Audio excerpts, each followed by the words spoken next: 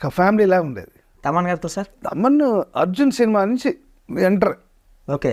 So ఆ cinema నుంచి చాలా 8 years ఆల్మోస్ట్ పనిచేశారు.